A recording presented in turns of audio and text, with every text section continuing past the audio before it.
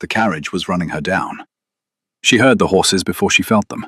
The wet drum of shod hooves on London cobble, closer with every heartbeat, and the driver shouting a curse that arrived too late to be a warning. She had stepped off the curb at Fleet because a man selling meat pies had shoved her aside, and now she stood in a rut of autumn rain with her cane held crosswise like a foolish shield, and the team was nearly on her. A hand closed around her wrist, not gentle, a grip like a blacksmith's, and an arm at her waist that lifted her clear of the ground as if she weighed no more than a letter. Hooves struck the cobble where she had stood. The carriage wheel hissed past her skirt. A second hand braced against the small of her back and turned her, hard, into the shelter of a doorway. The doorway smelt of bootblack and chimney smoke, and the specific metallic dampness of old London brick in the rain. Her cane was gone.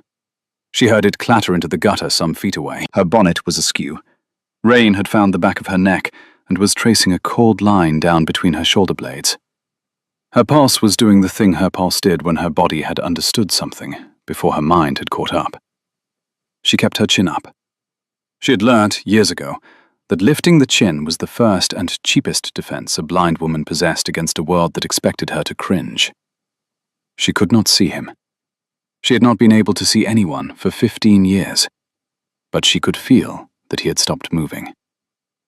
"Drive on," he said, over her head, to someone she guessed was the driver. His voice was low and controlled and furious. "If you strike a foot passenger again on my account, you will find other employment. Walk the team to the square and wait." Hooves moved off. Rain drummed the brim of a hat somewhere above her. The grip on her wrist had not loosened. "You are trembling," he said, quieter. The fury had been put somewhere behind his teeth and not erased. "It is cold," she said. It was not cold. She did not know why she had said it. He released her wrist. She felt him step back a pace, exactly a pace, as if a ruler had measured it. And then she felt him go very still. The stillness lasted too long. She counted 4 breaths before she tilted her head toward where his face should be. "Sir," she said, "have you lost something?" "I beg your pardon?" "You have gone still. People go still when they have lost something, or found it. Which is it?" For the length of another breath, he did not answer. Then he said, in a voice she would later understand was the voice he used when something in his chest was trying to kill him. "Neither. My apologies. Are you hurt?" "I have not been run over, thanks to you." "Thanks to my driver's carelessness, more accurately." A pause. "I will see you home. Where do you live?" "I do not live anywhere tonight, sir." She kept her chin up because she had learned that the alternative was worse. "I had a room at an inn by Temple Bar. The landlord has rented it to a gentleman who needed it more than I did." "Your people?" "I have none living." "Your name?" She hesitated. She was accustomed to men asking her name, and she was accustomed to deciding which name to give. But something in his voice, the flat, careful precision of someone holding a glass that was already cracked, made her offer the true one. "Isolde Carey." He did not answer. The silence this time was not the silence of a man who had lost something. It was the silence of a man who had just put his hand through a door and was deciding whether to show it. "Isolde," he said slowly. "Carey." She said yes. The rain was louder in the doorway now. A cart rolled past on the cobbles. "Miss Carey, I'm going to ask you to come with me. Before you refuse, understand that I am not offering you a position, and I am not offering you my bed. I am offering you a dry room for one night, and a meal and the use of a bath, and a decision made in the morning by the light of a fire." "I do not know you." "No," he agreed. "You do not. But a carriage just tried to run down a blind woman in Fleet Street, and I was the man who pulled her from under the wheels. And I cannot put you back on the curb and walk away. I can put you in my carriage and hand you to my housekeeper by 9 o'clock and trouble you no further than that. If tomorrow you wish to leave, I will pay the first month's lodging at a better house than the one that turned you out." You are very certain of my answer, sir. I'm very certain of what I am offering. She waited. She had learned in 15 years of darkness to listen for the places where a man's voice lied. His did not lie. It was doing something else, something she could not name, but it did not lie. Your name, she said, is a poor recommendation to a woman considering a carriage ride, Miss Carey. My servants will give it to you by the time we reach Grosvenor Square, if you wish to be told. She pressed. Sir, she said. He answered, yes. She would like to be told now. Another pause. Not hesitation. Calculation. Ashworth, he said, and she heard a man who had been named and had not enjoyed the naming. Edmund Ashworth. That, she told him, was not a poor recommendation. That was a very large recommendation. It was a name, he said. A name was not a character. She considered him for a long moment by the only means available to her. Rain on his coat. Fine wool, heavy, well made. Breathing. Steady. Too steady. A man who had trained himself not to sound out of breath. Height. Above her by a hand and a half. Hands. Warm. Very warm for an autumn night. And the stillness when she had spoken her name, that stillness had still not been accounted for. Your Grace, she said, I will accept one night. You heard me before I had admitted it. Your driver hesitated before he apologized. A man working for a gentleman apologizes. A man working for a duke waits for permission. I heard the waiting. I see. No, sir, but I listen. He offered his arm. She found it by feel, the wool of his sleeve, and beneath it an arm that was solid, a working arm, not a drawing-room arm. He led her to the carriage and handed her up and gave the order to drive on, and the door shut behind them with the quiet click of a latch that had been oiled that morning. She sat with her cane across her knees and her hands folded, very careful, and listened to him breathe.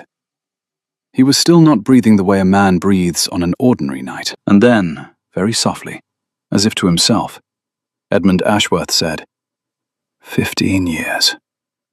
What was that, Your Grace? Nothing, Miss Carey. A thought I have been carrying, and have now set down. The carriage rattled west.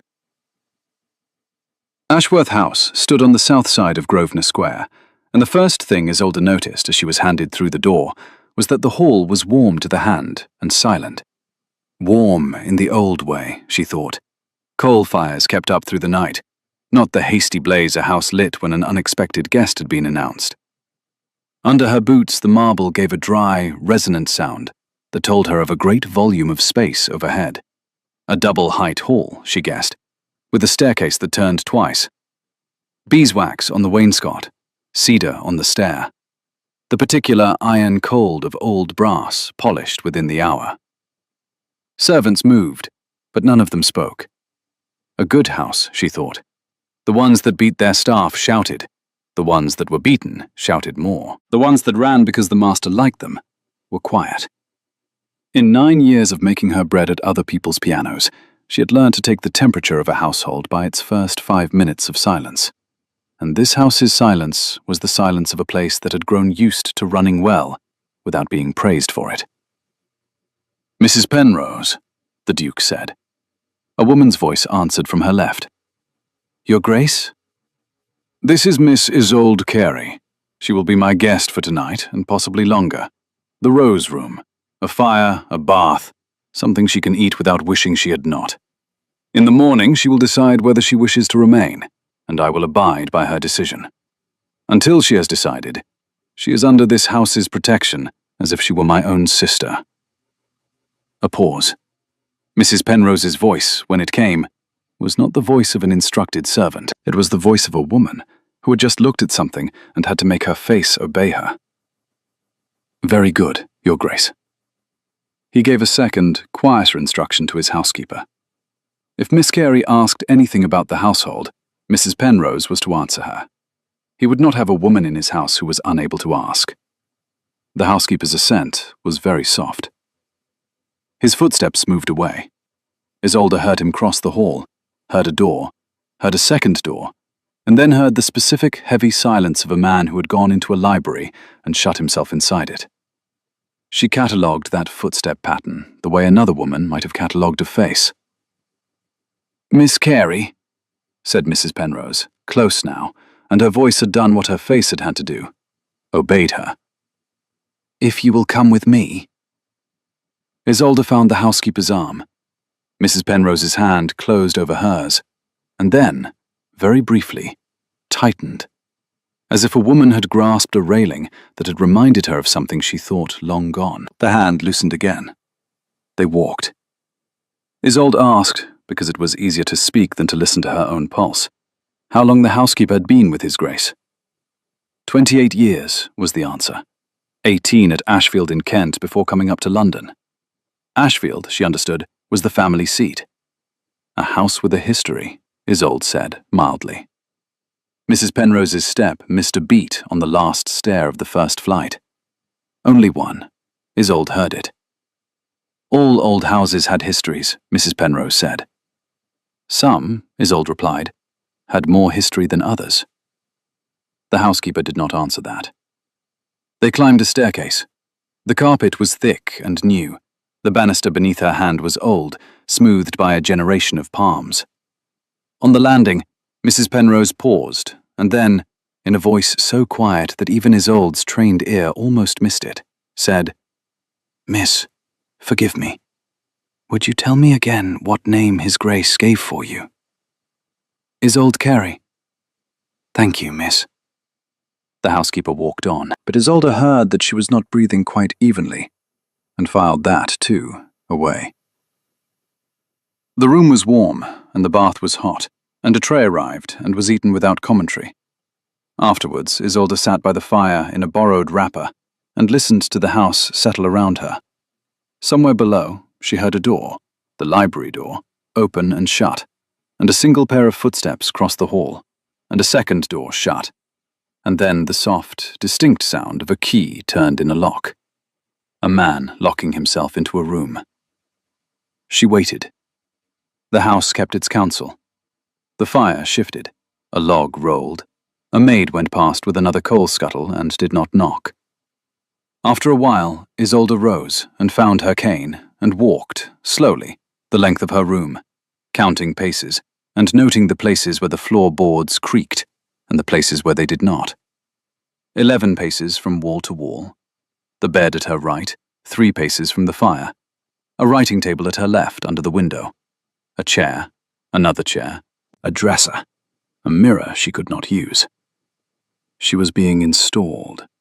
That was the word for it. She had been handed through a door by a man who would not say why he wanted her behind that door, and the door had been locked from the other side, though not against her. She considered this, standing in the dark she carried with her, and decided 3 things. The first, she would not ask him anything tonight that she could not afford to have answered.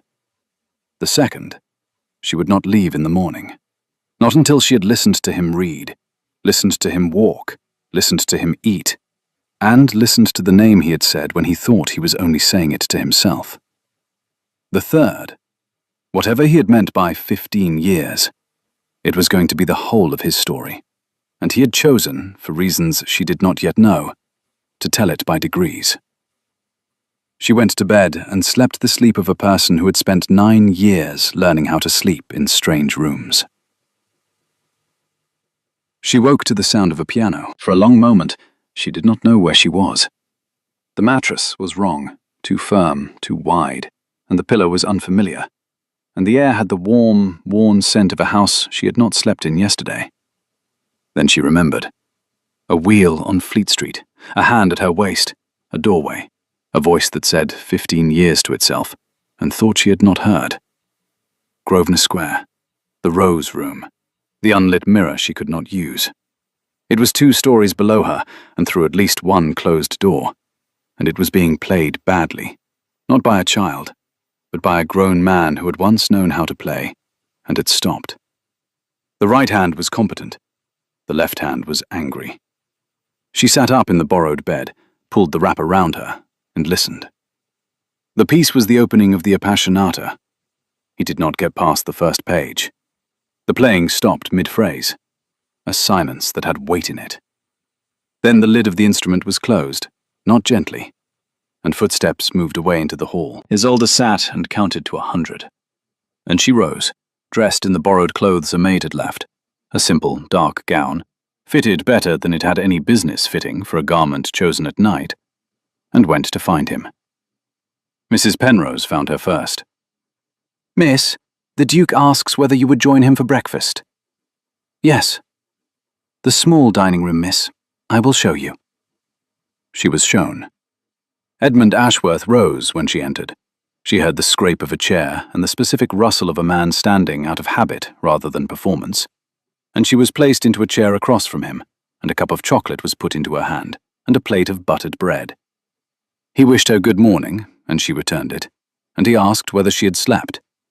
She had, she said, and thanked him. He said he had not, but that was no fault of the house. She lifted the chocolate to her lips. She did not taste it at once. She heard him fold his napkin and set it beside his plate, in the particular slow motion of a man who had been composing a sentence before she entered the room and had now decided not to say it. "You play Beethoven in the small hours, Your Grace." "I do." "Not well." "No, I have not played well for some time." "Why the Appassionata? It is not a piece for a sleepless night. It is a piece for a man who has made a decision and is not sure he is glad of it." The quiet that followed was the stillness she was becoming accustomed to, the stillness of a man with something in his chest that was trying to get out and whose training would not let it. She was very forward, he observed. She was very blind, she told him. She had learned to ask what other women pretended not to notice. It was a defense.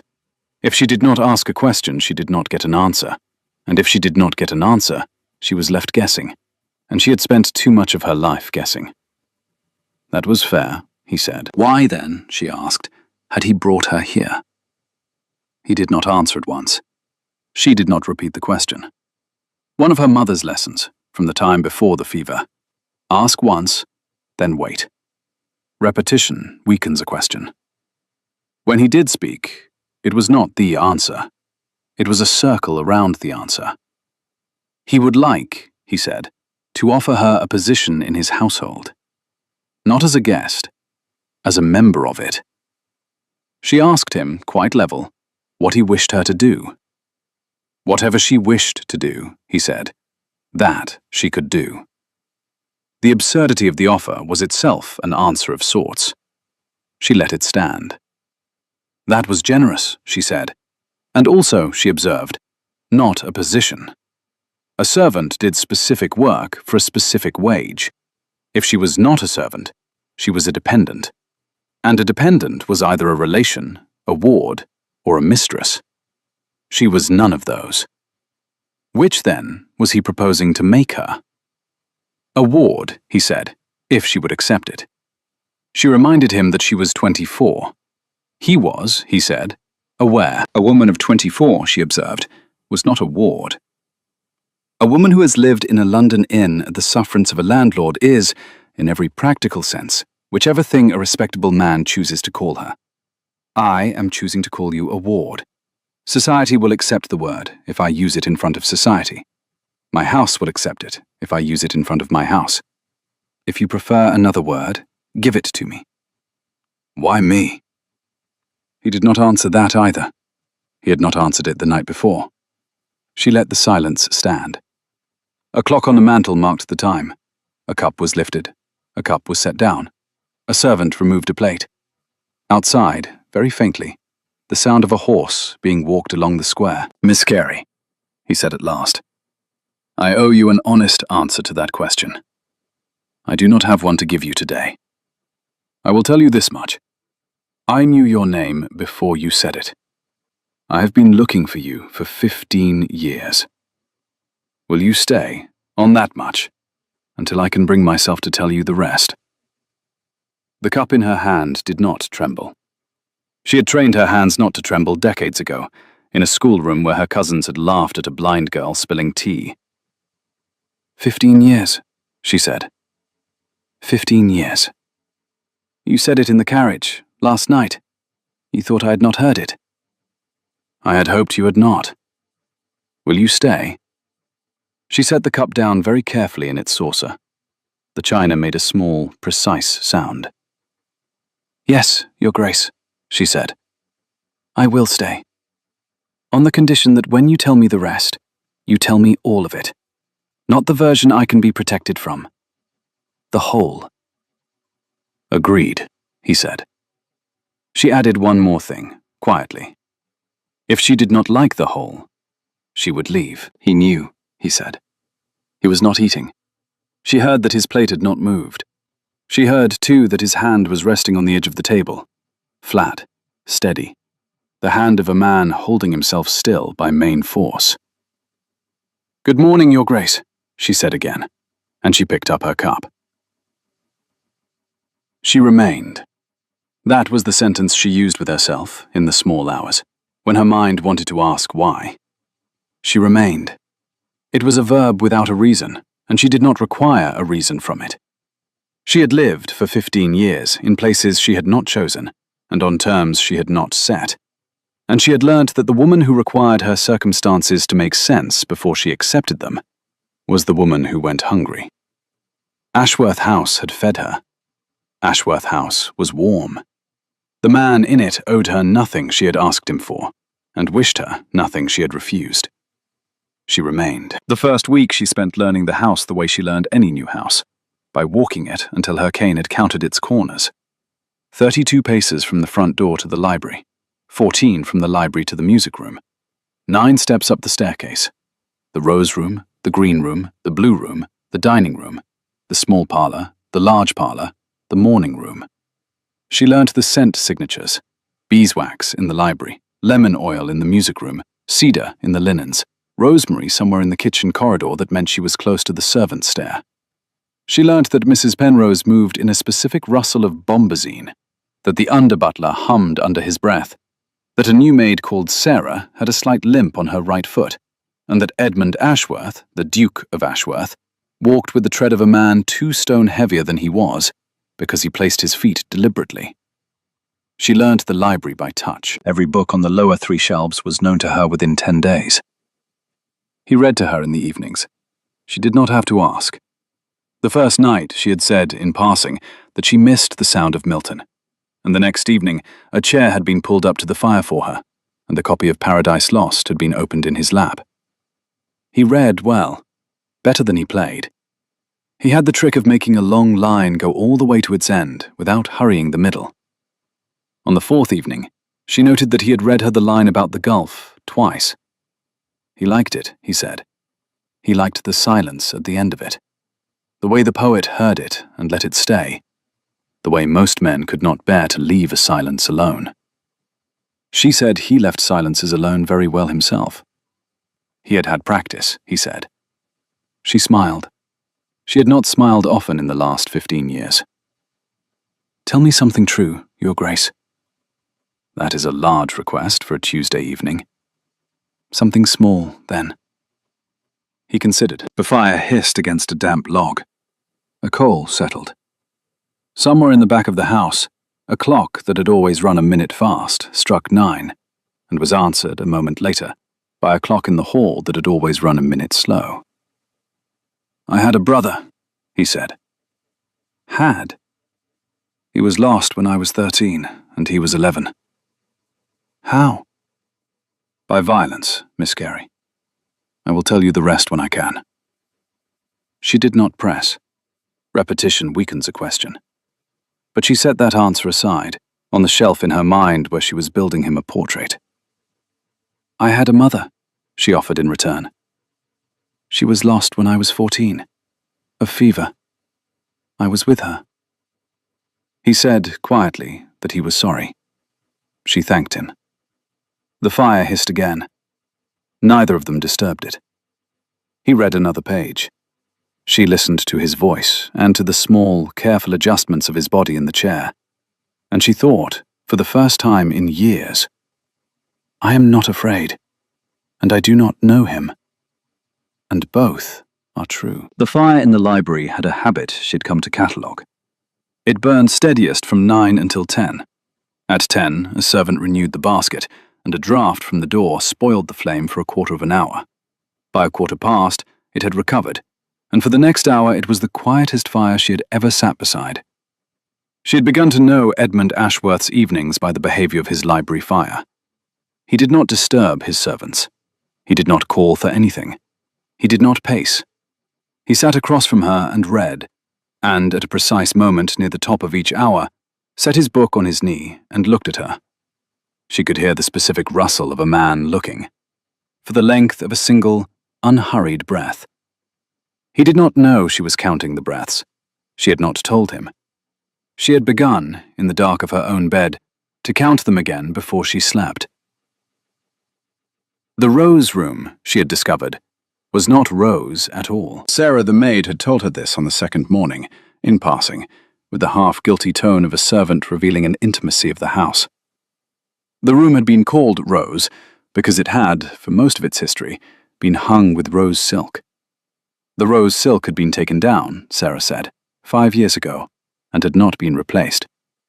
The room now was green, the dark, forest green of a library chair. Isolde had not known this. No one had thought to tell her. She had laughed, quietly, when she heard it, because it was the first thing about this house that had been funny. She put her palm against the nearest wall that afternoon. The silk was cool and faintly nappy. The warp ran one way, the weft the other. It was very good silk, unfrayed at the seams she could reach. A house that redid its walls 5 years ago in forest green silk, and did not bother to rename the room, was a house whose master did not notice rooms. A house whose master noticed only one thing, she thought, and had been noticing it for a long time. She found the piano on the 6th morning. She had been in the music room before, to count paces, but she had not let herself touch the instrument. It was not hers, and she had learned in her mother's cousins' houses that a blind woman who touched another woman's piano was called presuming. But this was not another woman's piano. This was a house that had opened itself to her, and this was an instrument that a man had abandoned mid-piece in the small hours. She felt for the keyboard. She opened the lid. She sat. Her fingers remembered more than she had remembered herself. She had played until she was 9, before the fever, and she had played by ear for the 9 years after, in boarding houses and back parlours where the family had let her. And she had never played in a room where the walls were so kind. She began with the piece he had abandoned. She could not read the sheet, but she had known the Appassionata when she was a child, and her hands, old as her hands felt tonight, had kept most of it. She played the first page through. She did not fight the left hand. She did not fight anything. She let it be what it wanted to be.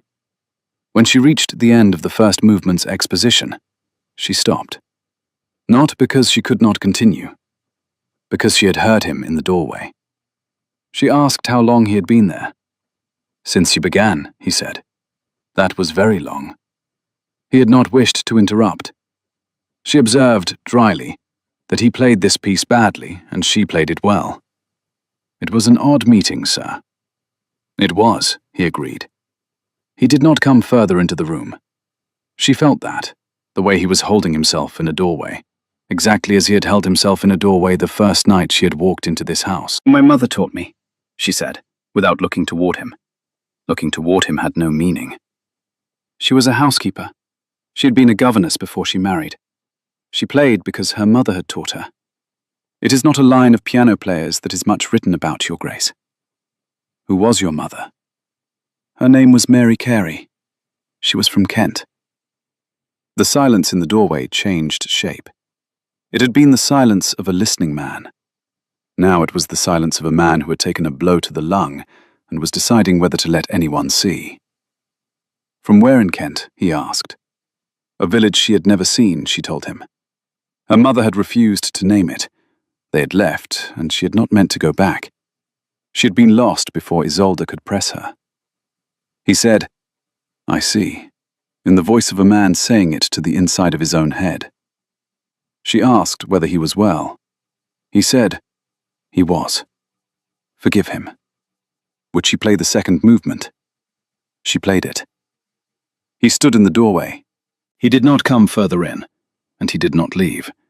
And when the last note faded, he said nothing for a long time, and then said, "Thank you, Miss Carey," in a voice that had been pulled through a narrow place. His footsteps moved off. She sat at the piano and put her hands in her lap and thought, whatever he is carrying something made of me. The music room was cold when the fire had not been lit. It was a sharp, resinous cold, the wood of the pianoforte drawing in the chill of the walls and giving it back slowly.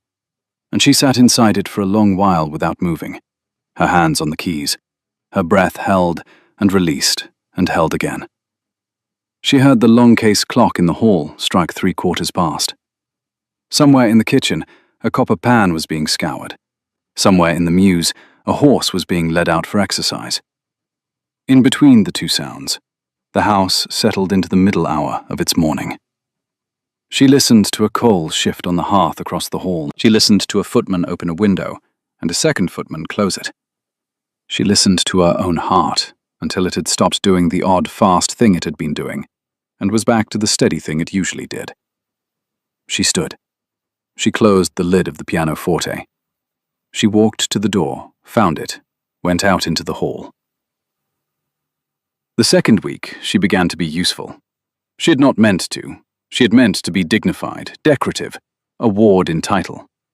She had told herself at the start of the week that she would sit quietly in the library in the afternoons and accept the reading and the meals and the courtesy, and that she would not intrude herself upon a household that had not asked for her intrusion.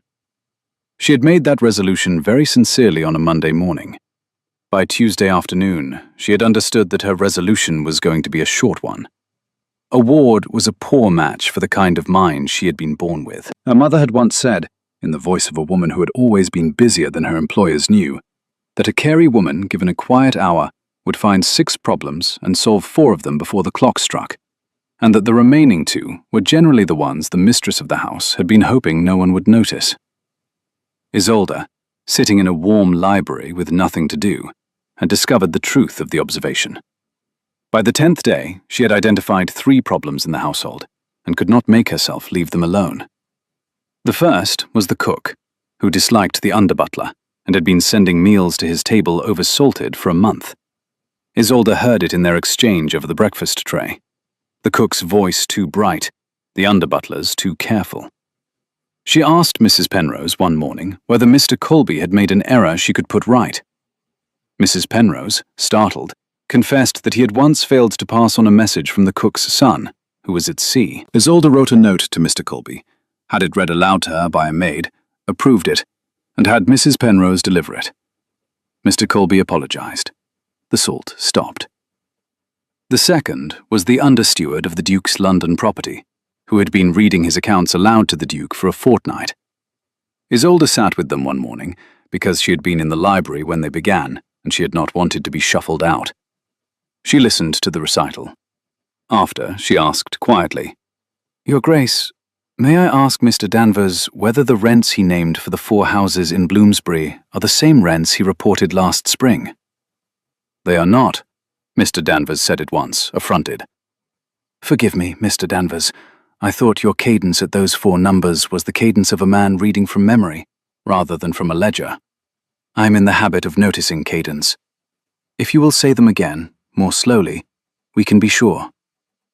He said them again, more slowly. 2 of the 4 were wrong.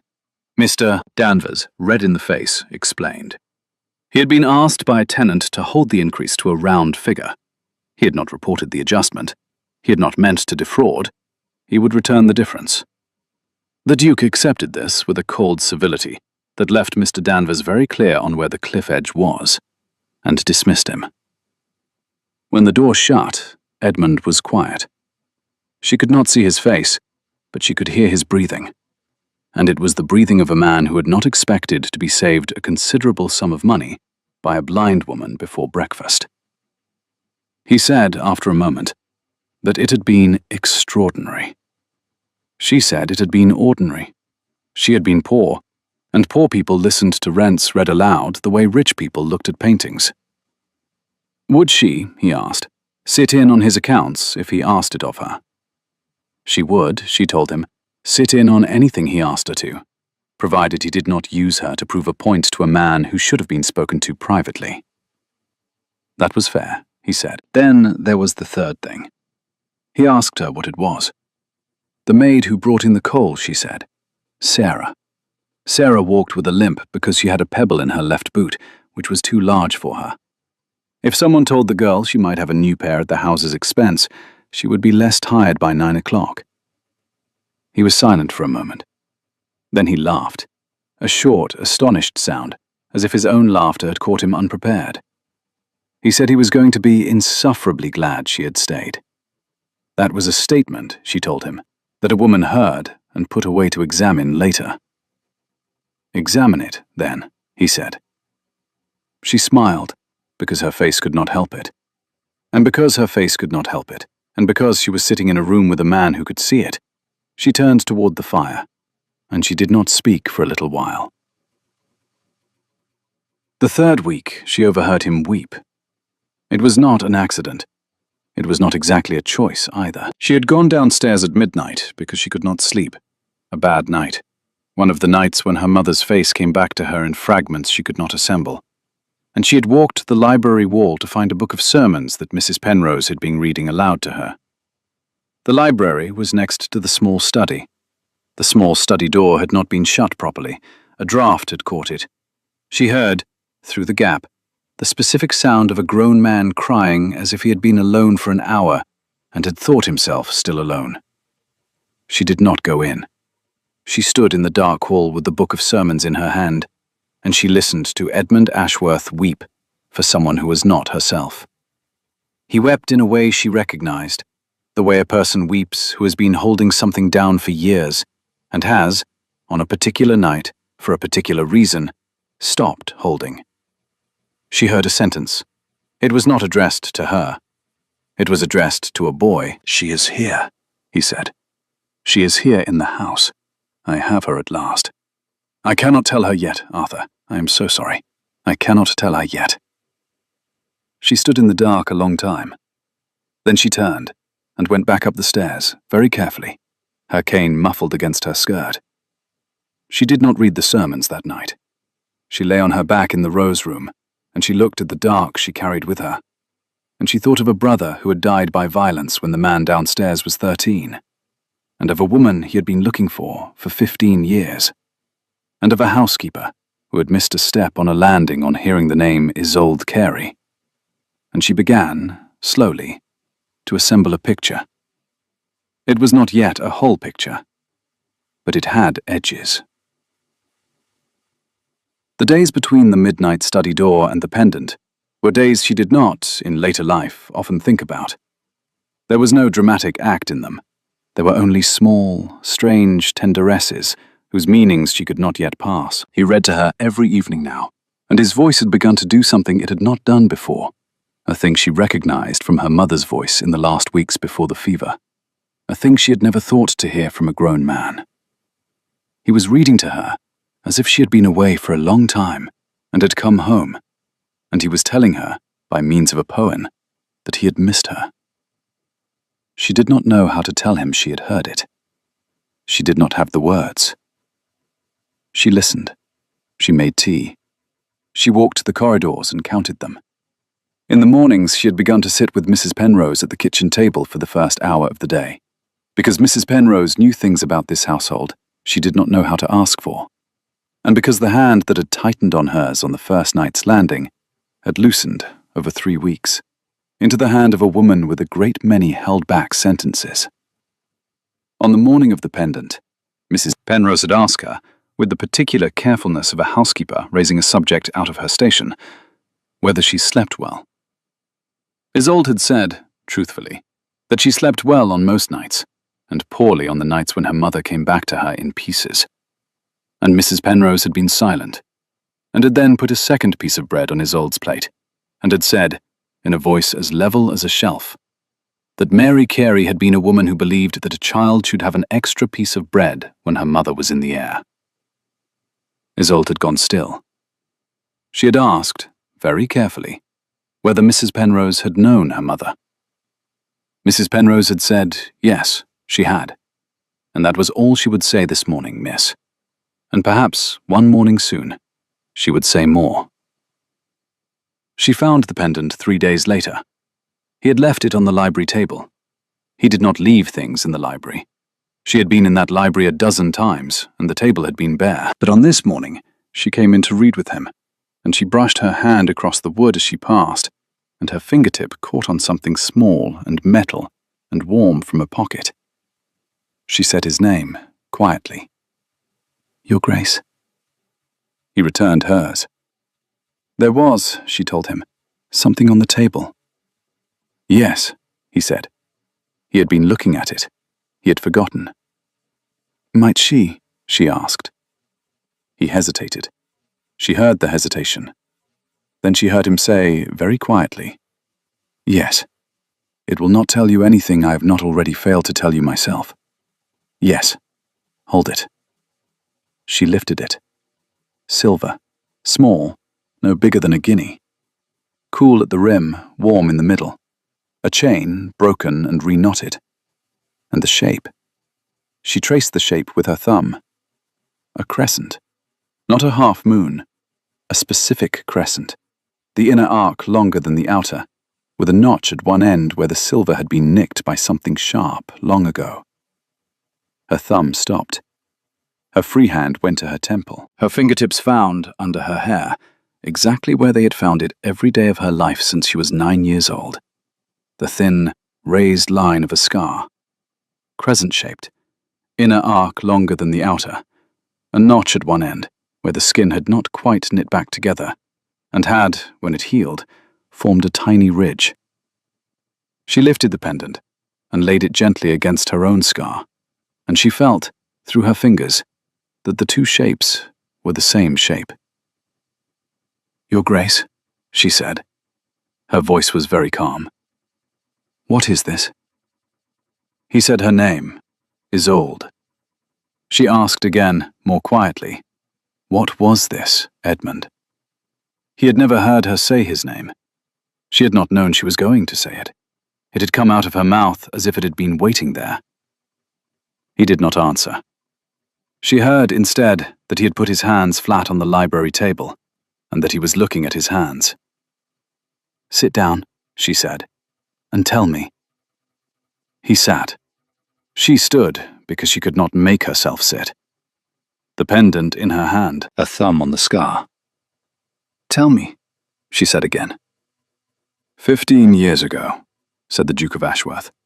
I was 13. I was coming home from school with my younger brother, Arthur. Our carriage was stopped on the road from Maidstone, 3 miles from Ashfield, by 4 men. They were hired. They were not told to rob us. They were told to make sure neither of us reached home. Go on. My uncle, my father's younger brother, was the next in line. My father was ailing. He did not survive the winter. If my brother and I had both died that autumn, my uncle would have inherited within 8 weeks. He did not wait for illness. He sent men. Go on. I got Arthur out of the carriage. I was older. I had been taught to run. I made him run. We ran for the stables at Ashfield. We nearly made it. They caught him. I was still 20 paces behind. I saw him fall. He paused. The fire in the grate shifted. A log settled an inch lower. She did not fill the silence. She had learned that the worst sentences came faster when a room made space for them. A girl pulled me into a grain bin in the tack room. She pulled it shut over me. She stood in front of it. One of the men came into the stable. He had a blade. He asked where I was. She said she did not know. He did not believe her. He struck her. She went down. He looked in the other bins. He did not look in mine. He left. She had told him I had gone the other way before he struck her. I have been told this since. I did not hear it myself. His breath went out of him and came back in unevenly. She heard the specific cadence of a man who had recited this story to himself so many times that saying it aloud to another person was a new and unmanageable experience. I was 9 years old in my own head at that moment, and I stayed in that bin for 2 hours. And when I came out, she was still on the stable floor, alive, but not well. She had taken a blow to the temple. Her mother found us. Her mother lifted her and carried her out, and rode with her as far as a village I could not follow them to. I did not know the name of the village. My father was lost before I could ask him. My uncle claimed the attack had been highwaymen. By the time I was old enough to know otherwise, my uncle was established, and the 2 witnesses, the girl and her mother, were gone. She asked her name, the girl's. Her name, he said, was Isolde. She had been 9. She was the housekeeper's daughter. Her mother was Mary Carey. Isolde had not dropped the pendant. Her hand was closed around it with the grip of someone who was not going to let go. Her mother gave me this pendant, Edmund said, the morning before. She had given it to her daughter for her 9th birthday. It had been struck from silver her own mother had left her. Your mother gave it to you, and you gave it to me, that morning in the yard because I had said I liked the shape. I put it in my pocket. When I came out of the bin, and you were on the floor, and there was... when your mother came for you, I tried to give it back. She told me to keep it until you were well. I have kept it for 15 years. I have been looking for you for 12 of those years. I hired a man. I hired 2. I went to Kent, and I went to London, and I went to Bristol and Bath and Brighton and a dozen towns. Your mother had changed your surname. She had been afraid my uncle would finish the work. She was right to be afraid. I did not find you. And then last night, in the rain, in Fleet Street. He stopped. I recognized you, he said. I recognized you before you told me your name. I recognized the shape of your mouth. I recognized the line of your scar under your hair when I was lifting you from the cobble. I recognized your voice as soon as you spoke. I did not know what to do with any of it. I brought you here. I have spent 3 weeks trying to decide how to tell you that I have owed you my life since I was 13, and that I have kept the pendant against my skin every day since, and that I have begun to believe I would never. She said his name once more. He answered. She asked him to sit still a moment. He sat still. She did not move. She stood with the pendant in her left hand, and her right hand at her temple, and her face turned toward a window she could not see.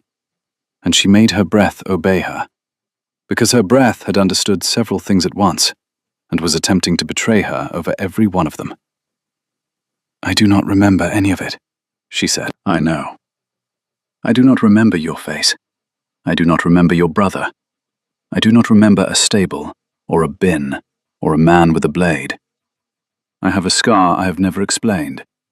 I have a mother who refused to name her village. I have a piano I was not taught by a stranger. And I have 15 years of darkness that I have never been able to trace a reason to. I know, Isolde. She asked him not to say her name yet, not yet. He said no, he would not. She breathed. She let the pendant rest in her open palm. He had kept this, she said. He said yes. He had kept her in his pocket for 15 years. Yes. And he could not tell her, she said, because he had thought she would feel that he was owed. Yes. He was, she said, an idiot, Edmund Ashworth. A breath went out of him that was almost laughter and was not entirely laughter. Yes. Listen to me. I am listening. I am not a debt. I am not a rescue. I am not a pendant. I am not a scar. I am not the girl in the hayloft. I do not remember the girl in the hayloft, and I will not be asked to be her for your comfort. I am Isolde Carey, and I am 24 years old, and I am a blind woman who has lived in 9 cities and earned her bread at a piano in 6 of them. I am a woman who sat across a breakfast table from you because you pulled me out from under a wheel. That is all. Do you understand that? Yes. Now, tell me the rest of it. The rest? Your uncle. He is alive. He is alive. Where? London. 15 minutes walk from this door. His house is in Hanover Square. He is a guest, on occasion, at mine. We have not spoken without witnesses in 12 years. I could not prove what he did. I could only watch him. Watch him. Yes. Your Grace, Edmund. Do you intend to let him die in his bed? He did not answer at once. When he did, his voice was the voice she had heard in the study, at midnight, speaking to a dead boy. I have spent 12 years preparing not to. I have never found the thing that would finish it. I cannot accuse a peer of the realm of hiring murderers without a witness who can speak in a court. The men are dead. He is not careless. The girl who could have named him was a 9-year-old blind child, and her mother would not have been believed, and her mother, your mother, was dead before I was old enough to look for her properly. And now? Now, he said. The girl is 24, and is sitting in my library with the pendant in her hand, and she has already told me she does not remember. I do not remember, Isolde said, but I hear, and I've been told that I hear very well. Bring him to this house. Let me sit in a room with him. Let me listen to him. If there is anything to find in his voice, I will find it. He began her name, and she stopped him. She would not have him say it now with that softness, she told him. Not today. Today she needed the man who had run for the stables. Was he that man? A silence. Then, quietly, he was. Then begin, she said. He began. He did not bring his uncle to the house at once. Isolde saw the sense in that. A woman of her description had been seen in London, installed at Ashworth House as a ward, her presence whispered about in the clubs. Lord Henry Ashwell, the Duke's uncle, would already be aware. To stage a meeting immediately would alert him. Instead, Edmund began the slower work. A dinner at a friend's house where the uncle would be present. An invitation that could not be refused without insult. The careful setting out of a trap that did not look like a trap. For Isolde, the days narrowed to one question. When she heard his voice, when she heard the voice of the man who had ordered her childhood, would she know it? She did not know if she would. She practiced. Mrs. Penrose, under instructions, found excuses to bring men into Isolde's presence. The wine merchant, the physician, a visiting clergyman, Mr. Danvers from the accounts. Isolde listened to them with her eyes closed. It made no difference. And she catalogued them. The wine merchant had a wet sibilant. The physician breathed too loudly between phrases. The clergyman dropped his voice at the end of every sentence, as if he were putting each one into a box. She did not recognize any of them. She did not tell Edmund this. She told him only what she had learnt about each man, and he did not press. The dinner was 10 days after the library. It was held at the house of Lord Carteret, a friend of Edmund's father.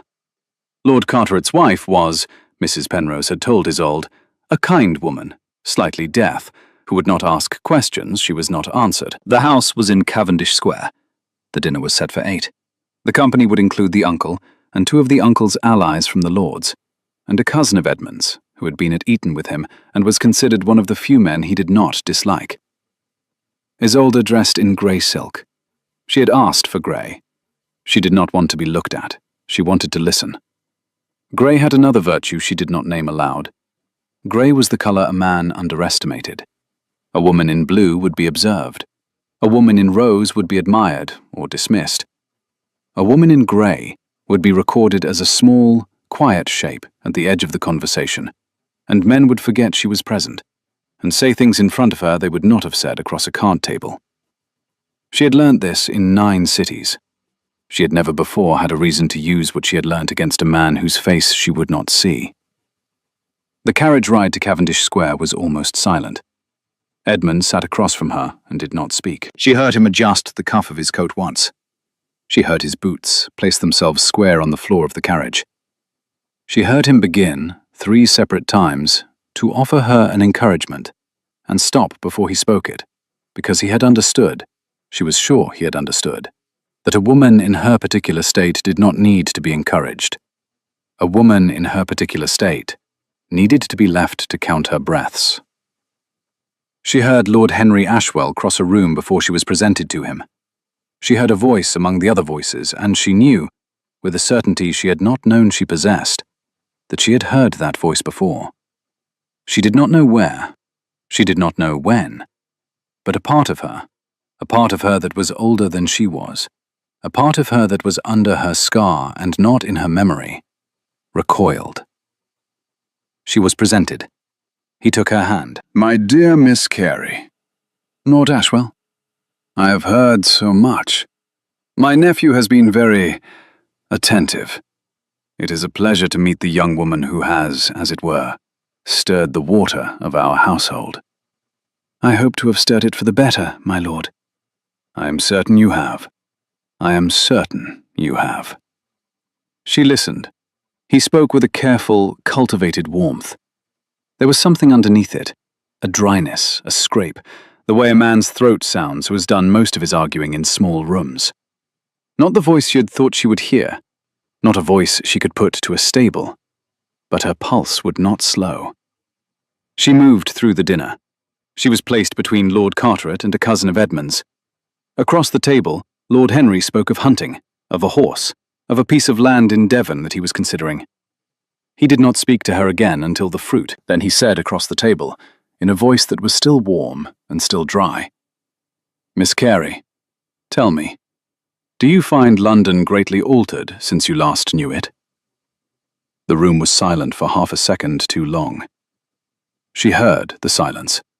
She heard that Edmund, at the far end of the table, had not moved.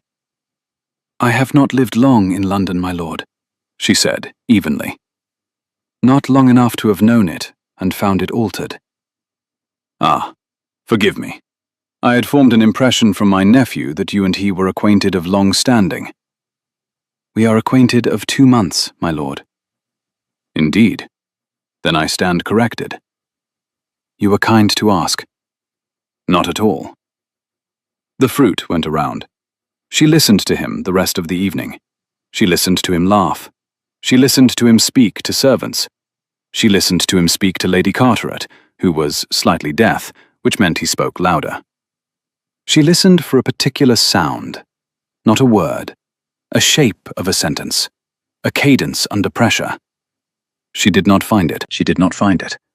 And yet her shoulders would not come down from her ears, and her right hand, under the table, had closed on the napkin hard enough to bruise her fingers. The drive home was the longest 15 minutes of her adult life. She sat with her hands folded very tight in her lap, and she heard the carriage wheels on the wet street, and she tried to assemble what she knew. Her body had recognized him. Her body had gone into the posture it went into when it was 9 years old and had been told not to be seen. Her body was not mistaken. Her body was not, in her experience, ever mistaken. But her ear, her trained, careful ear, the one she had made a livelihood of for 9 years, had not found in Lord Henry's voice the specific shape of the voice she had heard, once, in a stable. She did not know why. She would have to think about it. She would have to sit in the dark and think about it for a long time. And she was going to have to do it with Edmund waiting on an answer she was not yet ready to give him. On the drive home, Edmund waited until they were halfway across the square. Well? She said his name. He asked her to tell him. It was him, she said. She did not yet know how she knew, but it was him. She woke that night to the sound of a hand on her doorknob. It was 3 hours past midnight. The hand was gloved. She heard it. She heard the glove on the brass, a quieter sound than a bare hand, but not silent. She heard a pause. She heard the latch tested and released. She sat up and she did not speak. Her fingers found the bell pull she had had moved to the head of her bed a week ago. She waited. The knob turned. She pulled the bell. The bell in her room was connected, in the particular way of old houses, to a bell in the housekeeper's corridor, and to a second bell in the Duke's valet's room. Both rang. A man in the hall swore. The door of her room opened. She heard him cross the threshold. She heard him take 1 step, 2, 3. She heard the change in the air that was the shape of a body coming at her. And under her hand, on the side of her bed, she had a china water jug. She had put it there the first night she had slept in this house. She had put it there every night since. She threw it. It struck him. She heard it strike. She heard it break. She heard him curse. And the curse was a word he had not meant to say, in a voice that was not the voice of Lord Henry Ashwell, but was a voice she had heard at dinner, across a table, speaking to a footman about the wine. A servant. A man of his uncle's, whose face she had never known she knew. Footsteps in the corridor. Edmund, the valet. A lamp. The intruder was down. The lamp showed him, Edmund told her later, as a tall, broken-nosed man who had worked in Lord Henry's house for 11 years, and whose name was Carter, and who had been sent that night to make a blind woman into an unfortunate accident. Isolde was sitting on the edge of her bed, a cut across her left forearm, shallow, china in her hand. Her other hand, somehow, closed around the pendant at her throat. She did not remember putting the pendant on that night. She had begun to wear it since Edmund had given it back to her, but she did not remember putting it on. She was breathing. Her breath was very strange. It was coming in the pattern of a breath she had not breathed since she was 9 years old. He said her name. She said his. He said she was bleeding. She told him it was not badly, that he was not to send for the physician yet, and that he should sit on the edge of her bed. He sat. The valet had taken Carter. The hall was full of footmen. Mrs. Penrose was in the doorway with her dressing gown inside out. "Edmund," she said, "listen to her." He was listening. When he was at the threshold of the door, when he put his hand on the knob, before he opened it, he said something under his breath. 1 sentence. He did not know he was saying it. He said it to himself. Men say things to themselves when they are about to do a thing they do not wish to do. He asked what the man had said. She told him, "Don't let the girl see." Edmund did not speak. "I have heard that sentence before," Isolde said. "I have heard it in a stable. I have heard it at 15 years' distance, and I was 9 when I heard it the first time. And I have been hearing it tonight in my sleep without knowing what I was hearing. Your uncle said it to the man with the blade. Your uncle said it before he sent him into the tack room. Carter heard it tonight because Carter has been in your uncle's employ for 20 years, and has heard him say it so many times it has become his own sentence. Your uncle taught him to think that sentence as he crossed a threshold. Do you understand me?" "I understand you." She told him to bring the man to her. "Tomorrow," he said. "No," she said. "The day after." She needed a day to plan. Then bring him. In this house. In this library. She would make him speak that sentence in a room with witnesses. And when he did, they would have him. Did he agree? "Yes," he said. She said his name again. He answered. She told him not to look at her now, with the face he was making. "What face?" he asked. "I cannot see your face, but I hear it in your breathing. It is the face of a man who is deciding to do violence himself tonight, and I am asking you not to. I am asking you to trust that the girl in the hayloft, grown up, knows how to trap her own man. Do you agree?" A long pause. Then, "I agree." "Good," she said. He was to have Mrs. Penrose bring her hot water. The cut was shallow. He was to sit there a moment longer. He sat. She put her right hand on top of his, where it lay on the bed. She had never touched him before. He had handed her to the carriage. He had helped her through doorways. His arm had been offered to hers 100 times. But she had not laid her hand, of her own motion, on his. His hand beneath hers was very warm and very still, and she felt, under his knuckles, a faint tremor he had not been able to master. "Edmund," she said, very low. He answered.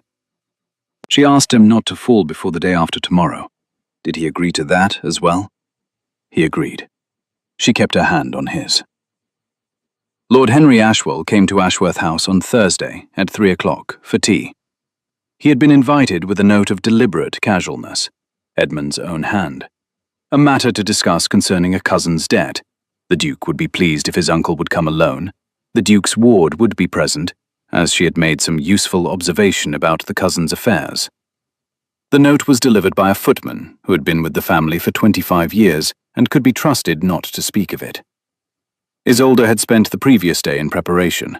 She had walked the library twice at first light, setting the chairs to the exact positions she wanted them, her own high-backed chair at a precise angle to the fire, so that a man sitting opposite would be placed with the window behind him and the light, such as it was on a grey autumn afternoon, full on his face. She did not need to see his face. She needed him to feel that his face could be seen, that there was a woman in the room who might, at any moment, choose to look at him, and that his composure depended on his forgetting that she could not. She had walked to the hall, had listened to the long case clock chime the hour, had asked Mrs. Penrose to have the hall swept clean enough to give no footfall cover, and had given the footmen their orders. She had, in her mother's phrase, laid the table. Lord Henry came. He was shown into the library. Isolde was seated in a high-backed chair by the fire. She had dressed in pale grey again, because she had found that grey made people underestimate her. Her hair was drawn back with a ribbon. The pendant hung at her throat. Her cane rested against the side of the chair. Edmund rose. Lord Henry bowed over Isolde's hand. A maid brought tea. The maid was new. The maid was, in fact, not a maid at all. She was a clerk from Lincoln's Inn, who had been paid by Edmund to take down shorthand of the entire conversation from a screen in the corner. There was also a second man in an alcove, unseen, taking a fair copy. There was also a magistrate, whom Isolde did not know by sight, who had been invited to wait in the blue room across the hall on an unrelated matter, and whose hearing was excellent. The trap was set. "My dear Edmund," said Lord Henry, easy and smooth, "and Miss Carey, I understand you have been assisting with the household's affairs." "I have, my lord." "Very good of you. Tea?" "Thank you." She heard him take his cup. She heard him sit in the chair opposite hers. She heard the tiny creak of good leather under a man of his weight. She heard the ring he wore on his right hand tap once, absent-mindedly, against the saucer. She let him drink. "Uncle," said Edmund, "I asked you here for several reasons. I will come to the cousin's debt in a moment. There is another matter I wish to raise. I have been reviewing the accounts of Ashfield from the autumn of my father's death. I have found certain entries I do not understand." "Indeed?" "Indeed. A payment, for example, to 4 men whose names are not household names, and whose services are not described. They were paid 2 weeks before the carriage incident on the Maidstone Road." Lord Henry's cup did not quite reach his saucer. It paused an inch above it. Isolde heard the pause. "Edmund," said Lord Henry, "that is a very old matter." "It is. It is 15 years old. I have had 15 years to read over it. I have had leisure, in the last 2 months, to reread certain of the household ledgers, and I have found a page which was not in the copy my father had at his deathbed. A page of disbursements. The page was bound into the master ledger after he died." "By whom?" "By you." A silence. A long silence. Isolde did not fill it. She sat with her hands folded in her lap, and she listened. "Edmund," said Lord Henry, and his voice had changed a little. Not in warmth, he was still warm, but a very slight dryness had come into his throat that had not been there before. "I did indeed review the accounts after your father's death. It was my duty as guardian to do so.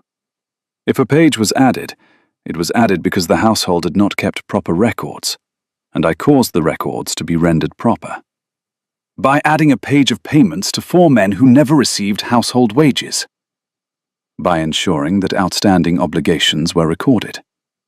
to men who were paid, in my father's name, 2 weeks before his sons were attacked on the road from Maidstone. Edmund, you are proposing an extraordinary interpretation. I am proposing, said Edmund, the only interpretation the entries support. I am not asking you to confess to it, uncle. I am asking you to sit with it. I am asking you to sit across from me in this room and sit with it. Silence. Isolde listened. She was listening for the sentence. She was listening for the shape of it, the cadence, the little dryness she had not placed at the Carteret dinner, but had placed 3 hours after midnight, when a hired man had put his hand on her door. "Miss Carey," said Lord Henry abruptly, "may I trouble you for the fire? I find myself chilled." "The fire is beside you, my lord." "Ah, of course." A log was lifted, a poker set down. "Miss Carey," Lord Henry said again, "I beg your forgiveness if my nephew has put you in an awkward position. Such matters ought not to be discussed before a young woman who is not of the family." "It is no trouble, my lord." "You are very composed." "I was raised to be." "By?" "My mother." "A good woman, no doubt." "A very good woman. She was a governess before she married, and housekeeper to a great family in Kent after she was widowed." A very, very small pause. Smaller than most men would have marked. Isolde marked it. She marked it, and she counted it, and she set it down with the others. "Indeed." "Indeed, my lord. You may know of her. Her name was Mary Carey." The pause now was not small. "Mary," said Lord Henry. "Carey." "Yes." "I am afraid I do not recall." "You will not. She left the county 15 years ago. She left it with a blind child whom she had nearly lost to a blow to the temple. They left for the West, and then for London, and then for Bristol, and then for London again. They were not pursued in the end. A man tried for a little while, and then the men he trusted became unreliable, and he gave up, and told himself the child would die in any case. She did not die. She is sitting in this chair." A long, long silence. "Edmund," said Lord Henry, "what is this?" "This," said Isolde, before Edmund could answer, "is a conversation, my lord, in which I am going to ask you to do one small thing for me. It is a trifle. You may find it beneath your dignity. But I'm a blind woman, and you will indulge me." "Of course, Miss Carey." "I should like you to say a single sentence. I should like you to say, 'Don't let the girl see.'" A silence that did not move. "I beg your pardon." "Say it. Please. 'Don't let the girl see.' Say it exactly as you would say it if you were speaking to a servant in the hall." "Miss Carey, this is an exceedingly strange request." "It is. Indulge me." "I cannot imagine the purpose." "Say it." "No, Miss Carey, I will not." "Why not, my lord?" He did not answer. She waited. He did not answer. She waited. He did not answer. She let the silence rest. "My lord," she said at last, and her voice was still calm and still kind. "You have said those words before." She let that lie on the carpet between them for a moment. The clerk behind the screen in the corner was writing. Her fingers could almost hear the nib. "You said them 15 years ago, in the stable yard at Ashfield, to a man named Corbin, who was the first of the 4 you hired to meet a carriage on the Maidstone road. You said them before you sent him into the tack room to hunt the boy. I heard you from the hayloft above. I was 9 years old. I've been playing there since morning. I climbed down when I heard the boy running, and I pulled him into a grain bin before Corbin came in after him. Corbin did not find me in the hayloft. He did not find the boy in the bin. You had sent Corbin in alone because you did not want me, or any other child of the house, to see your face. You did not know I had already heard you. I was a housekeeper's daughter, with a ribbon in my hair." Lord Henry's cup made the tiniest sound against its saucer. He had set it down, or tried to.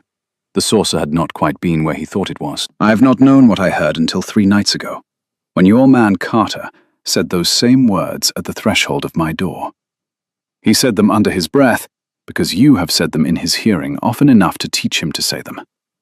Your man Carter is in custody now. He will speak. He is already speaking. Your books have been copied. This conversation has been copied. There is a magistrate in the blue room across the hall.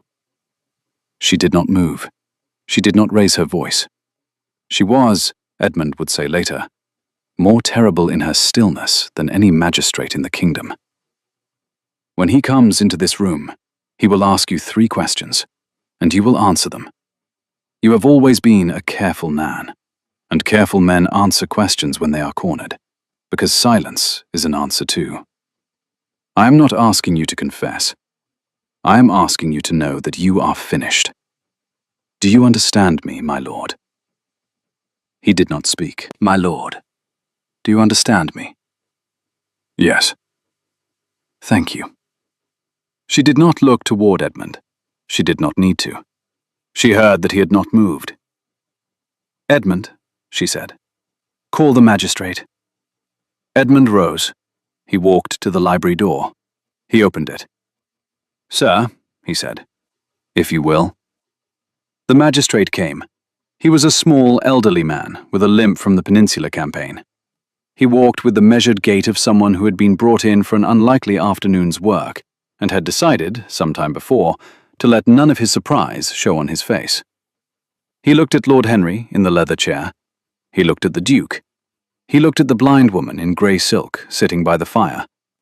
He bowed to her, slightly, as if she were the room's senior occupant. She heard the bow. She inclined her head 1/4 of an inch in return.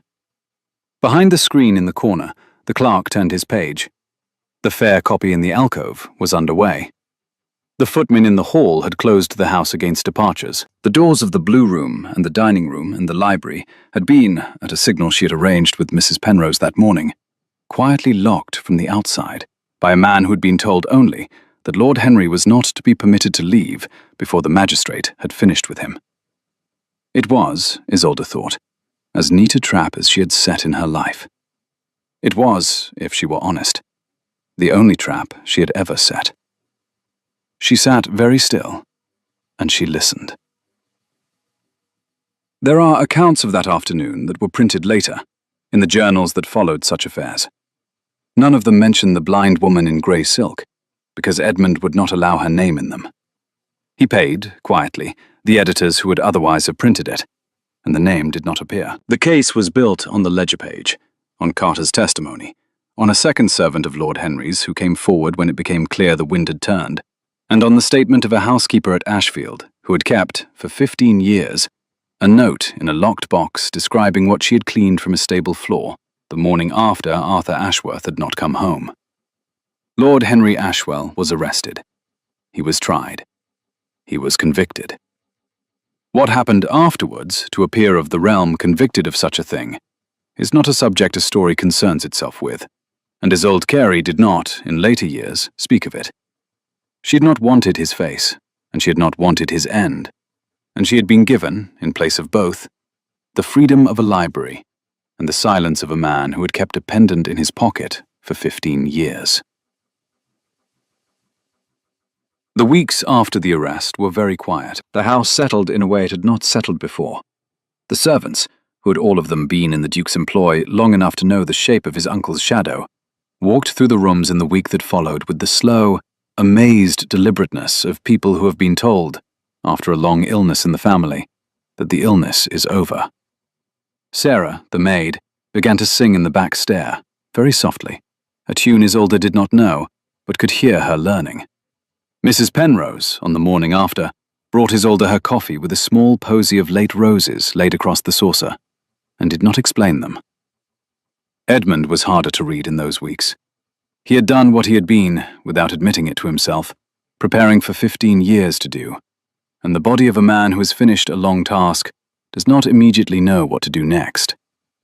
He walked in the garden. He rode in the park. He sat at the pianoforte without opening it. He read to her in the evenings, as he had done before, but his voice had changed. The specific underwater quality it had carried in the first 3 weeks was gone, and in its place was something she could not name for several days, until she found the right word for it. Relief. He read like a man relieved. It was the first time in her acquaintance with him that his breath, when he was still, had not been the breath of a man holding something down. On the 5th evening after the arrest, he had, without explanation, handed her a small box. Inside was a thin gold chain. The broken silver chain of the pendant had been taken off, and a gold one substituted. The pendant itself was unchanged. He had said only, "It should be worn on something that will not break." She had let him fasten it at the back of her neck. She had felt his hands shake for the space of 3 breaths, and steady for the 4th. Neither of them had spoken of it afterwards. He proposed in the garden. It was an unremarkable afternoon. October had been kind. The leaves were in their last colour, and a wren was making a scene in a hawthorn. Isolde was walking beside him with her hand on his arm, not on a cane. She had begun, since the week of the trial, to leave the cane in the hall when they walked together. She would not have done it with another man. She did it with him because his arm was unfailingly steady, and because a blind woman's dignity is maintained less by a cane than by the confidence of the person beside her. And she had found, in the end, that he could be confident for 2 without being officious for 1. He stopped at the sundial. "Isolde." "Edmund." "I'm going to say something. If you wish me not to, stop me now." "I do not wish to stop you." "I'm going to ask you to marry me. I'm going to ask it in the poorest way a duke has ever asked anything. I'm not going to kneel. Your hand is already on my arm, and if I went down on one knee, I would pull you with me and embarrass us both." A leaf came down between them, very slowly, and landed on the sundial. She heard the small, dry scrape of its edge on the stone. "I'm going to say that I have loved you since a morning in a stable yard, when you were 9 and I was 13. I've loved you since I recognized the line of your scar under your hair in a carriage on Fleet Street. I've loved you since you played the second movement of the Appassionata in my music room, and made me stand in the doorway because I could not bear to come in. I've loved you since you corrected my understeward's accounts over breakfast. I've loved you since you put your hand on mine when you were bleeding from a cut you had made me promise to ignore, and told me not to fall before Thursday." His voice had, by now, the quality of a man speaking from underwater. It was the voice, she thought, of a man who had not been allowed to say a true thing in many years, and was finding with each word that his throat still remembered how. "I love you. I would like you to consent to marry me. If you will not, I will ask you again in 2 months. If you will not then, I will ask you again in a year. If at any point in the next 10 years you tell me I am not to ask again, I will not ask again. But I will love you as long as the pendant is in any pocket of mine, which is to say, always." That is what I wanted to say. She did not answer at once. She turned her face toward him, toward where she had located him by breath and warmth, and she let the silence be what it wanted to be. The wren in the hawthorn made a last, scandalized remark, and went off about its own business. "Edmund Ashworth," she said. "Isolde, you are going to listen to me now. You are not going to interrupt." "I am listening." "I will marry you. I will marry you in 6 weeks, in the chapel at Ashfield, with Mrs. Penrose crying, and Sarah the maid in her new shoes, and the wren, if he is still in business, reading the banns. I will marry you on 3 conditions, which I will name now, and which you will accept now, and which you will not forget." "Name them." "The first, I will not be a duchess who is pitied. I am not to be spoken of as the blind duchess in your house, or in any house I enter by your arm. If anyone attempts it in my hearing, you will correct them, once, in front of me, so that I hear the correction. If they attempt it again, you will close the door against them. Agreed?" "Agreed." "The second, I will run this household, all of it. I will not pretend to be unable to, and I will not allow a steward or a cousin or a visiting aunt to persuade you to manage it in my stead because I am blind. Mrs. Penrose and I will work together. Your accounts and I will work together. I will know the names of every tenant at Ashfield by their voices by Christmas. And if that is eccentric, it is eccentric. Agreed? Agreed. The third. Yes. You will never again keep a thing from me because you are trying to protect me. You will not spare me a difficult answer. You will not hold back a bad letter. You will not read me an easier page. When your brother Arthur comes into your mind in the small hours, you will come up the stairs and wake me, and you will tell me about him, and I will listen. And I will not, in any hour of any day, be less than the woman who saved you from a grain bin. Agreed? A pause. His breathing caught once and steadied. Agreed. Then yes, Edmund. She put her hand against his cheek. She found the line of his jaw and the corner of his mouth, and the smile there that she had heard 100 times in his voice, and had not, until now, felt. He turned his face into her palm, and held it there for one long moment, and she felt, through her fingers, that his eyes had closed. Isolde. Yes. I am going to kiss you now. I know. I have been listening to you think about it for 15 paces. He kissed her. The wren, elsewhere, made a great fuss. Autumn had given way to winter, and winter had given way, by degrees, to the cold, uncertain beginnings of a Kentish spring by the time they were married. The weeks between the proposal and the wedding had been busier than either of them had expected. There had been the disposal of Lord Henry's affairs, which Edmund had undertaken with a cold, patient thoroughness that Isolde had admired, even as she had refused to be present for any part of it. There had been the slow, awkward rearrangement of the household at Ashworth House, where Mrs. Penrose and the new mistress-in-waiting had spent a careful fortnight learning the exact shape of each other's authority, and then, to the astonishment of both, discovering that their shapes did not clash. There had been, most unexpectedly, a visit from Edmund's only surviving aunt, a formidable woman of 72, who had taken Isolde's hand on being presented, and had said, without preamble, "My dear, you are not to be pitied. I shall write to my friends accordingly." And had then, to Edmund's horror, stayed for 9 days, and approved of everything. The chapel at Ashfield was small, and had a window of 3 panels in the east end, and she was told, afterwards, that Mrs. Penrose had cried through the entire ceremony. She wore a plain dress, by her own choice.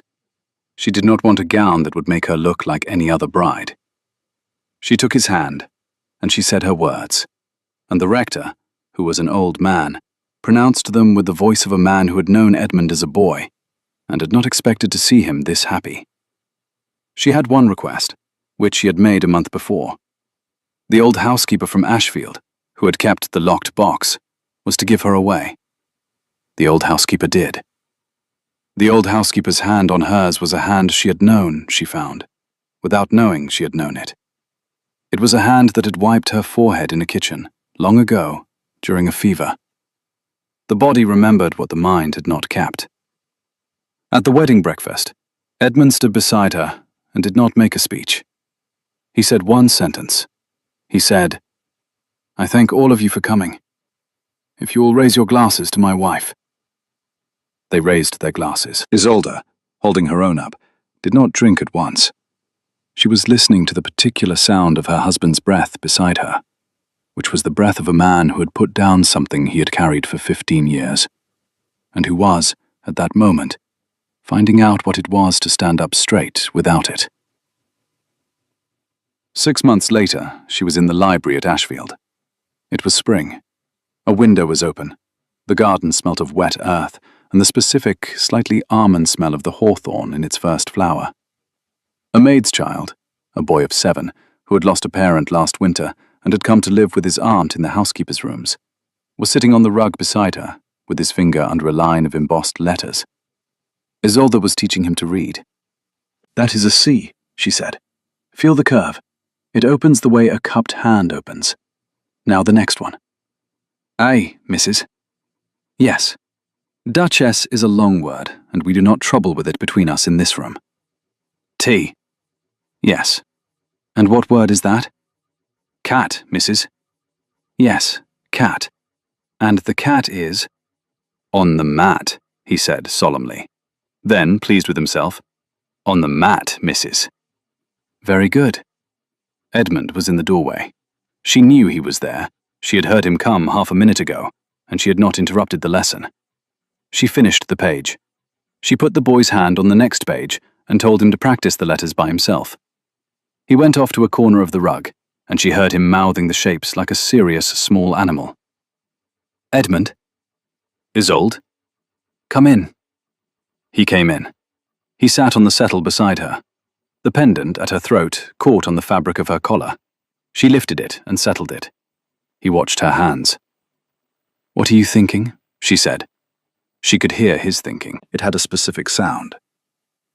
I was thinking, he said, of a boy in a stable 15 years ago. I was thinking of the bin, and of the girl who pulled the lid over it, and of the voice on the other side of the lid. I was thinking that the girl grew into a woman who has been teaching my tenant's child to read for an hour, and that I have spent half an hour in a doorway watching her, and that I have still not come all the way into the room. I come to doorways easily. I come into rooms harder. Come all the way in, Edmund. I am. He was. He had. He sat beside her, close, and she put her hand on the back of his, and for a long moment they did not speak. The boy on the rug, who was now naming the letters of his own name to himself, did not notice them. The hawthorn in the garden loosened another handful of petals into the wet grass. Edmund? Yes. The bin is empty now. I know.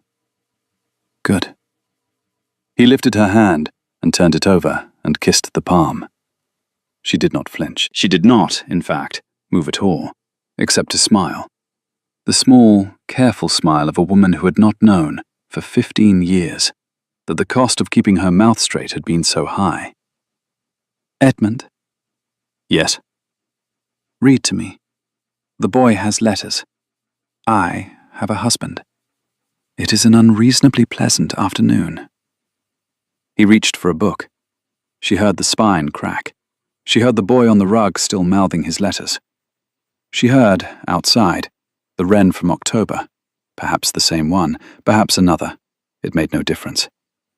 She leaned her head against her husband's shoulder, and she listened. If you have ever been found, after a long time of not being looked for, by someone you did not know was looking, if you have ever been recognized in a moment you thought would pass unnoticed, by a hand that had been waiting for the shape of yours for years, then you know what Isolde knew in the library at Ashfield on an April afternoon, with a boy learning his letters on the rug, and a wren in the hawthorn, and a pendant at her throat that had been struck from her grandmother's silver, and had gone, for 15 years, in a stranger's pocket, who was no longer a stranger. Some stories end at the kiss. This one ended earlier, in a stable, and began again later, in a library, and made a long, careful arc between them. It was, in its way, a very small story.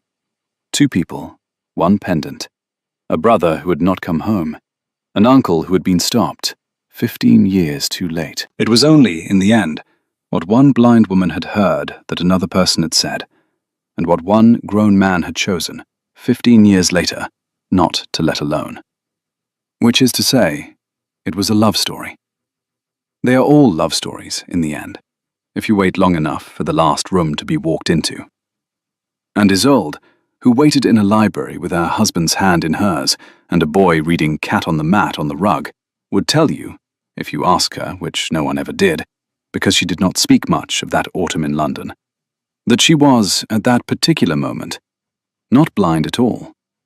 She could hear everything. If you have ever been lost and found, if you have ever been kept in someone's pocket without knowing, through more years than you can name, leave a word in the comments. Tell me your favorite line. And if you would like another story by this fireside, the bell is to your left. Press it, and stay. There is always another chair.